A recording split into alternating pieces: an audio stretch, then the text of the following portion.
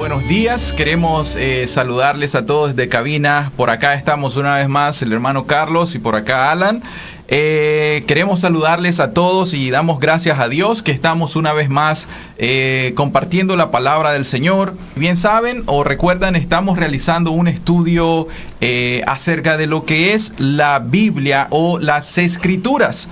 En esta serie de enseñanzas, de hecho esta es la sexta enseñanza, hemos estado cubriendo acerca del canon de las Escrituras, tanto del Antiguo Testamento como del Nuevo Testamento. 2 sábados anteriores cubrimos generalidades acerca de qué significa el canon, cuál es la cantidad de los libros y cuál es la importancia o relevancia para nosotros los cristianos. El sábado pasado estuvimos entrando en detalle acerca del canon del Antiguo Testamento que conocemos como el canon hebreo. Y de hecho nos quedó por ahí, hermano Carlos, una de las preguntas pendientes acerca de los manuscritos del Mar Muerto, porque finalizamos acerca de ese tema, pero sería bueno profundizar un poco más acerca al respecto. ¿Recordás, Carlos, que estuviste hablando al finalizar la enseñanza anterior acerca de los manuscritos del Mar Muerto? Yo creo que esa es un tema de que podemos abordar un poquito más, o sea, cuáles son esos libros, cuál es la importancia de este manuscrito del Mar Muerto. ¿Podrías abordar un poco más antes que entremos a hablar el día de hoy acerca del canon del Nuevo Testamento?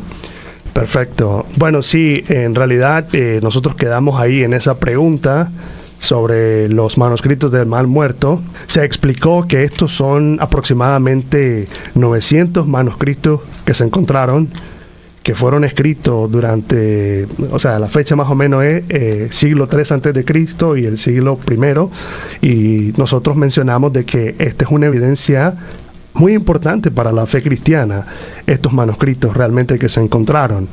Estos manuscritos en realidad incluyen casi la mayoría de los libros que están en el Antiguo Testamento, pero también incluyen otros escritos, ¿verdad? Casi todos los libros del Antiguo Testamento están en esos manuscritos del Mar Muerto.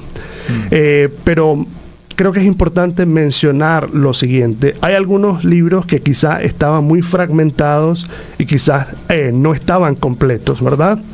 Algunos de estos eran, de hecho, crónicas. De hecho, el libro de Eclesiastés estaba bastante fragmentado en estos manuscritos, y hubo un libro que en definitiva no se encontró dentro de los manuscritos del Mar Muerto, y este libro del Antiguo Testamento fue el libro de Esther. Ok, hablando ahorita un poco eso en cuanto a libros que sí pertenecen al Antiguo Testamento, pero también esta comunidad, como tenía su propia biblioteca, ellos tenían otros escritos. Entonces hay otros escritos que también se encontraron. Se encontraron algunos apócrifos y se encontraron algunos libros pseudoepigráficos, ¿verdad?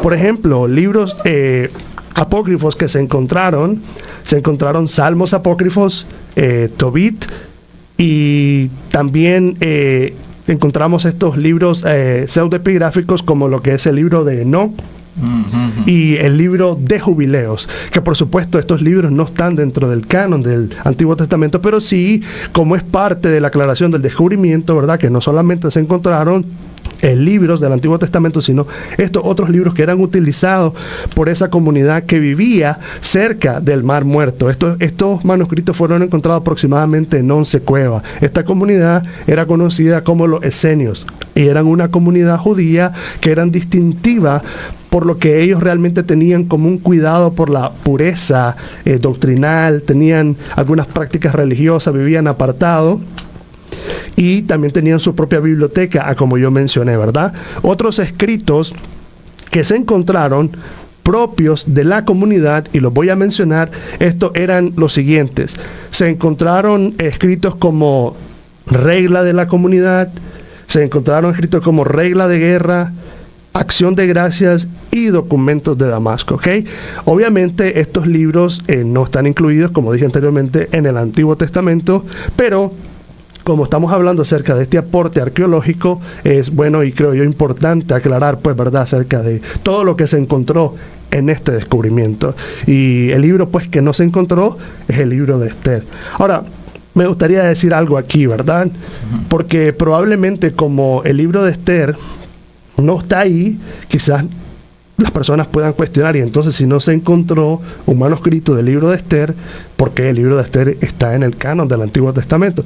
Bueno, nosotros tenemos que pensar en lo siguiente, ¿verdad? Razones por las cuales este libro quizás no se encontró. Bueno, primero yo quiero decir algo. Qumran era una comunidad pequeña y ellos poseían su propia biblioteca, ¿verdad? Aparte que poseían otros escritos, no quiere decir que en realidad poseían todos los libros del Antiguo Testamento como tal. Por otro lado, estamos hablando de un documento arqueológico, ¿verdad? De un descubrimiento arqueológico. Probablemente algunos con el tiempo se deterioraron, algunos con el tiempo se dañaron y por eso no se encontró evidencia manuscrita de este libro como tal. ¿Ok? Pero eso no nos debe llevar a nosotros a pensar que este libro no era parte del canon, porque de hecho sí, mucho antes de este descubrimiento, como mencionamos en el episodio pasado, este libro ya era aceptado y ya estaba dentro de lo que se conformaba el canon del Antiguo Testamento. Ahora bien, por ejemplo, yo mencioné que en estos rollos del Mar Muerto también se encontraron algunos libros que estaban fragmentados, como es el caso de Eclesiastés, el caso de Crónica, incluso Nehemías. Sin embargo, estos libros no se discuten que pertenecen al canon del Antiguo Testamento. Por supuesto que se aceptan porque la tradición judía los reconocía, y son libros que en este descubrimiento no se encontraron de manera completa. Ahora bien, el libro de Esther nos da un aporte sumamente importante, y es bastante curioso porque si usted lee el libro de Esther, se va a dar cuenta que la palabra de Dios como tal no se menciona, ¿verdad? Y podría ser otra razón por la cual digamos, bueno, entonces no se menciona a Dios, entonces no hay alguna razón, correcto. Pero si nosotros estudiamos todo el contexto y el desarrollo de Esther, nos vamos a dar cuenta que Dios es el centro de toda la narrativa de Esther, ¿verdad? Dios es quien hace que los judíos finalmente tengan un triunfo cuando ellos se defienden ante la exterminación que venía sobre ellos por parte, ¿verdad?, del enemigo. Por otro lado, vemos a Dios actuando providencialmente en la protección y preservación de su pueblo como tal, ¿verdad? Y también vemos otro aporte importante, vemos el surgimiento de la festividad de Purim, lo cual es una festividad importante dentro de los judíos. Entonces, no podemos dudar de que porque no está la palabra de Dios, pero Dios es el todo de ese libro, porque a Él es quien se eleva la oración, a Él es quien se le hace el ayuno, y de Él es quien trata prácticamente todo el libro de Esther. Entonces, pues yo quiero concluir ya esta sección mencionando lo siguiente. ¿Por qué son importantes estos manuscritos en realidad? Porque son los manuscritos bíblicos más antiguos que se han encontrado, ¿verdad? Esa es una razón. Por otro lado, demuestran también cómo se transmitieron los textos del Antiguo Testamento. Y también porque nos ayudan a entender el judaísmo en tiempos de Jesús. ¿Cierto? Y confirman la fidelidad del texto masotérico, que es el texto estándar para la traducción o lo que los judíos usan para la formación del canon hebreo. Muy bien, Carlos. En realidad, creo yo de que podríamos culminar este breve estudio acerca de lo que es el canon del Antiguo Testamento, el canon hebreo. La verdad que considero de que si nosotros estudiamos un poco más el episodio anterior y con esta respuesta que acabas de profundizar, pienso yo de que es suficiente para que nosotros estemos convictos o estemos convencidos, ¿verdad?, de que en nuestra Biblia, la Biblia que nosotros tenemos actualmente, no podemos subvalorar el Antiguo Testamento. Y de hecho, antes de hacer algunas preguntas reflexivas, porque ciertamente recordamos, ¿verdad?, de que estos estudios tienen que llevarnos siempre a una reflexión, ¿verdad? Reflexionar acerca de qué estamos haciendo, qué vamos a hacer, cuál es la importancia, pero esas las vamos a dejar, ¿te parece bien, Carlos, al final cuando terminemos la sesión del canon? Si no podemos hacerlo hoy, pues podríamos finalizarlo el próximo sábado para hacer un par de preguntas reflexivas acerca del tema del canon. pero yo creo oportuno que nos movamos adelante y demos inicio a lo que es el canon del Nuevo Testamento. ¿Te parece? Perfecto, muy de acuerdo. Entonces, bien, vamos a iniciar lo que es el canon del Nuevo Testamento y vamos a hacerlo siempre con algunas preguntas. La primera pregunta que te traigo, Carlos, es ¿qué criterios? Estamos hablando de criterios. ¿Qué criterios se consideraron para ingresar o para incorporar un libro en este canon del Nuevo Testamento? Sí, bueno, voy a empezar, de hecho, con el criterio más importante, ¿verdad? El criterio más importante a la hora de considerar un libro en el canon del Nuevo Testamento, ¿verdad? Rápidamente solo quiero dar yo como una explicación del Nuevo Testamento, cómo está dividido. El Nuevo Testamento está dividido por Evangelios, Hechos de los Apóstoles, las cartas paulinas, cartas generales y Apocalipsis. De ese canon es el que estamos hablando, ¿ok? Bueno, entonces un criterio sumamente importante fue la apostolicidad, ¿ok? Apostolicidad. ¿Y a qué se refiere ese criterio? Ese criterio se refiere a que el libro tenía que haber sido escrito por un apóstol o un discípulo de un apóstol, ¿ok? A eso nos referimos con este criterio, ¿ok? Tuvo que haber sido un testigo ocular del Señor Jesucristo, ¿verdad? Sino un discípulo de aquellos que estuvieron cerca de Jesús. A eso nos referimos con este criterio. Y este es el más importante de todos. Después tenemos otro criterio y estamos hablando del criterio de catolicidad. Bueno, ¿a qué me refiero con catolicidad? Sí. Catolicidad es prácticamente universalidad. Lo que este criterio nada más sugiere es que el libro tenía que ser usado por la comunidad general de cristianos. Es decir, que si el libro se reflejaba que era utilizado por un grupo pequeño o una comunidad limitada, entonces su canonicidad era dudosa, era sospechosa. Entonces el criterio era que tenía que ser usado en todas las comunidades cristianas para que este libro pudiera ser considerado un libro del canon del Nuevo Testamento, ¿verdad? Otro criterio sumamente clave fue la antigüedad, ¿verdad? Este es clave porque para que este libro hubiera sido incluido, aceptado dentro del canon del Nuevo Testamento, tuvo que haber sido escrito en el primer siglo o durante el primer siglo, porque siglos posteriores aparecieron otra clase de escritos, otro tipo de escritos que no fueron ingresados en el canon. Entonces, a eso nos referimos, que tenía entonces que haber sido escrito en el primer siglo. Otro criterio importante fue obviamente que demostrara que el texto poseía inspiración divina y que tenía coherencia espiritual con la fe cristiana, que tenía coherencia doctrinal y que reflejaba no solo esa autoridad de los apóstoles, sino que también reflejaba esa coherencia doctrinal dentro de lo que era la fe cristiana. Si no era así, entonces no era un libro considerado para ingresar dentro del canon del Nuevo Testamento. Entonces, prácticamente esos son los criterios utilizados para ingresar un libro dentro del Nuevo Testamento. Excelente. De hecho, hay que estar estudiando estos criterios, ¿verdad? Porque sí es muy importante. O sea, cuando estamos leyendo el Evangelio de Marcos o el Evangelio de Lucas, entonces inmediatamente alguien puede venir a cuestionar y decir, pero entendemos de que Lucas no es uno de los 12, no es uno que estaba directamente con el Señor Jesucristo, porque Lucas entonces sí se incorpora dentro del Evangelio, ¿verdad? O por ejemplo podríamos cuestionar a Santiago, podríamos cuestionar a Marcos, pero ya dados estos criterios, en realidad considero yo de que una vez que partimos, ¿verdad? De este punto en adelante podríamos hablar de algo más, lo que conocemos como la tradición apostólica. O sea, tocando siempre este mismo punto, a mí me gustaría que abordáramos un poco acerca de qué se considera como tradición apostólica, porque creo yo de que 2000 años más tarde, o sea, el término de tradición se ha como que desvirtuado un poco, se ha desvinculado de su concepto original. Entonces, ¿qué es la tradición apostólica? Sí, claro. Bueno, la tradición apostólica, o conocida también como regla de fe, ¿Ok? ¿Qué era eso? Bueno, era prácticamente un conjunto de enseñanzas, tanto orales y escritas, que hacían los apóstoles, ¿ok? O digamos, eran ese conjunto de enseñanzas orales y escritas de los apóstoles, que se conocía como regla de fe. Representaban la fe original y pública de la iglesia.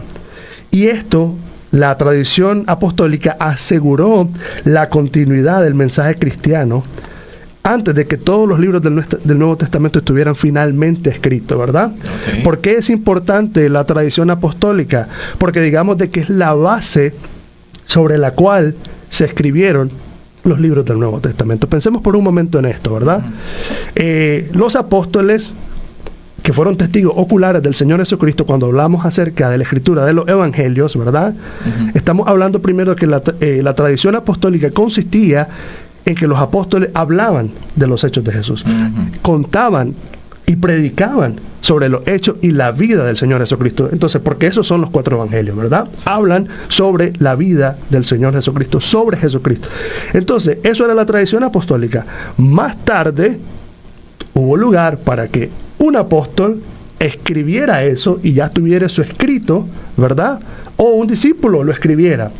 Pero vemos que tratan de estos hechos que presenciaron esos apóstoles, ¿verdad? Que primero lo anunciaron de forma oral, o si había en escritura, estaban de forma parcial, pero finalmente dio lugar a que esto se consolidara y tenemos lo que son los evangelios. Lo mismo sucede también con las cartas dirigidas a las iglesias, ¿verdad? Responden a necesidades espirituales reales, que aunque se basaban en la tradición oral, pero eran consistentes con esa regla de fe, con la fe cristiana. Entonces, a eso nos referimos nosotros cuando hablamos de tradición apostólica. Y fue muy importante porque eso transmitía el mensaje. Y yo quiero aclarar algo. La iglesia primitiva no encontró ninguna problemática con la tradición oral y la tradición escrita, porque ellos consideraban que estas dos se complementaban y que finalmente la tradición apostólica jugó un papel muy clave a la hora de la escritura y la finalización de los textos del Nuevo Testamento. Perfecto, entonces comprendemos esa tradición oral antes de que en realidad la iglesia como tal hubiese registrado la cantidad de libros o cuáles eran los libros que posteriormente la iglesia tendría que utilizar como esa norma, como esa regla o como ese canon, ¿verdad? Correcto. Entonces esto nos llevaría a la siguiente pregunta. Hablando de eso, ¿verdad? O sea, sí tenemos, ¿te acordás que el apóstol Pedro, de hecho, dijo pues que el apóstol Pablo tenía unos escritos que a veces son un poco difíciles de comprender? Entonces, inmediatamente vemos que ahí está el apóstol Pedro hablando de esa tradición oral que estás mencionando acerca de Pablo. Pues, o sea, sí los consideraba como los compara, de hecho, con las escrituras. O sea, los compara al nivel de la escritura. Entonces, eso es muy importante. Correcto. Otro punto también es que si nosotros leemos cuando Pablo se dirige a Timoteo, él le dice de esta manera, ¿verdad? Lo que oíste, lo que habéis oído y visto en mí, esto enseña. Está hablando claramente lo que has escuchado, lo que has recibido, ¿verdad? Lo que has escuchado de mí, esto también enseña. Entonces vemos claro que sí había una transmisión oral de la escritura. Sí, no, excelente, excelente. Y por supuesto, dentro de los criterios anteriores, vimos como el Señor Jesucristo en la gran oración que Él hizo, ¿verdad? La oración sacerdotal, Él dijo, ahí comisionó, de hecho, para que los apóstoles mismos nos transmitieran o nos enseñaran estas cosas a nosotros, por supuesto. Carlos, continuando, ¿verdad? Porque esta vez si el tiempo se nos está yendo rápido, esto está muy interesante. Contame, ¿cuáles son esas etapas del desarrollo que se dieron en el canon del Nuevo Testamento? Y con esto, Carlos, quiero ser bien enfático. La importancia para nosotros de los primeros 5 siglos, ¿de acuerdo? Claro. Porque nos estamos formando como cristianos. Este es un concepto que debemos de comprender nosotros. Como cristianos, nosotros tenemos una historicidad. O sea, nosotros no nacimos, como yo lo he dicho anteriormente, nosotros no nacimos en el siglo XVI, por favor. O sea, nosotros venimos desde mucho antes, ¿cierto? Pero en cuanto a nuestro canon, para no salirnos de este esquema, yo quiero que me hables de los primeros 5 siglos. ¿Cuáles fueron esas etapas de desarrollo del canon del Nuevo Testamento? Bueno, sí, vamos a ir hablando acerca de esas etapas, considerando, ¿verdad?, en cada siglo. ¿Okay? Los primeros 5 siglos fueron fundamentales para la formación del canon. En el primer siglo, como mencioné anteriormente, ¿verdad?, que uno de los criterios para considerar un libro del Nuevo Testamento como inspirado y como parte de un canon era su antigüedad. Entonces, en el primer siglo se escriben los evangelios y las cartas, y las iglesias los reconocen como autoridad, para dar como ese énfasis en lo que sucedió en el primer siglo. En el segundo siglo surgen algunas listas parciales de los libros del Nuevo Testamento, pero también se presentan algunas herejías, como la herejía de Marción, de quien yo voy a hablar más adelante, ¿verdad? Ahorita solo menciono este acontecimiento dentro del siglo segundo, ¿verdad? Surgen herejías como la de Marción, lo cual hacen que la iglesia se vea comprometida en la necesidad de trabajar en la oficialización de los libros del Nuevo Testamento. Siglo tercero, 22 o 23 libros ya son reconocidos dentro de la iglesia. De los 27 libros del Nuevo Testamento, ya 22 o 23 ya son reconocidos y aceptados, ¿verdad? Porque todavía recordemos que el proceso del canon fue un proceso que tomó tiempo. Sí. Y en este siglo tercero, Eusebio jugó un papel muy importante, porque Eusebio clasificó estos 3 libros de la siguiente manera, como los importantes, los que debían llevar como la columna principal, que eran los evangelios. Los hechos de los apóstoles, ¿verdad? Él los clasificó como los aceptados, los discutibles y los espurios, ¿verdad? Sí. Dentro de los discutibles, pues, habían algunos libros como la Carta a Santiago, como Segunda de Pedro, como la Segunda y Tercera de Juan, que todavía estaban siendo debatidos. Pero dentro de los libros espurios, Eusebio clasifica esto: el Pastor de Hermas, que eran unos que estaban excluidos, que sí, finalmente no se aceptaron, como la Epístola de Bernabé y el Apocalipsis de Pedro. Esos fueron considerados libros espurios. Eso sucede aproximadamente en el tercer siglo, ¿verdad? Ahora, y en el cuarto y en el quinto siglo sucede algo importante, y se juega el concilio un papel muy importante acá, ¿verdad? Y es que concilios como los de Cartago, en el 397 después de Cristo, formalizan esa lista de 27 libros que hay en el Nuevo Testamento. Digamos que esas son las etapas entonces durante los 5 siglos claves para la formación del canon del Nuevo Testamento. Excelente. Y yo creo que finalizaremos posiblemente con esta última pregunta, pero entonces dentro de esa inclusión y estas etapas que se presentaron para el canon del Nuevo Testamento, encontramos algunos libros, mencionaste algunos, ¿verdad? Como el Pastor de Hermas, por ejemplo, el Evangelio de Tomás. ¿Cuáles fueron los libros que fueron discutidos para incorporarlos dentro del cuerpo o dentro del canon, y cuáles fueron los libros que fueron excluidos dentro de ese canon que hoy nosotros ya tenemos? Bueno, dentro de los libros debatibles, ¿verdad? Refiriéndonos siempre a Eusebio, estaba Santiago, la Segunda Carta de Pedro, Segunda y Tercera de Juan, todavía estaban siendo debatidos, ¿ok? Y con esto quiero aclarar algo muy importante. Esto no quiere decir que la iglesia no lo aceptaba o que no eran usados dentro de las reuniones de la iglesia, sino que simple y sencillamente recordemos que esto del canon fue un trabajo de celo, de convicción, de cuidado doctrinal, ¿verdad? De precisión doctrinal, porque obviamente estamos hablando de algo espiritual, ¿verdad? Si a veces nosotros con algunas prescripciones médicas somos tan meticulosos en cuanto a ver los detalles y el seguimiento, sí. O sea, ¿cómo no podemos pensar que estos hermanos iban a tener el sumo cuidado a la hora de incluir un libro inspirado por Dios? Entonces, principalmente fue porque al comienzo ellos no tenían clara la autoría del libro, ¿verdad? Pero finalmente ellos se dieron cuenta y reconocieron la autoría de los libros, ¿verdad?, que pertenecían a los apóstoles o a quién pertenecía el libro, y consolidaron también de que tenían la doctrina que estaba en coherencia y en armonía con la regla de fe, Sí. ¿verdad? Y otro cuidado que ellos tuvieron es porque aparecieron demasiados escritos falsos, pues entonces por eso tuvieron el cuidado, pero por eso es que Eusebio los deja como los debatibles, pero no los pone dentro de los espurios, que los espurios sí prácticamente eran libros que fueron prácticamente rechazados por la iglesia. Y esos libros espurios, pues, hubieron varios evangelios gnósticos, ¿verdad? Evangelios como el de María Magdalena, evangelios como el de Tomás, la epístola de Bernabé, todo eso fueron rechazados por la iglesia. ¿Y por qué fueron rechazados? Bueno, porque no cumplían un criterio clave, ¿verdad? Uno de ellos era su antigüedad. Fueron libros que aparecieron mucho más después, o sea, fueron luego que aparecieron esos libros. Entonces no fueron aceptados, ¿verdad? Y otro punto clave era que contenían enseñanzas gnósticas o enseñanzas que tenían que ver con el docetismo. Por eso entonces los cristianos en ese tiempo pues no ingresaron estos libros, entonces no había una coherencia doctrinal, no había una armonía. Exacto. En cuanto a eso, por eso estos libros no fueron incluidos dentro del canon.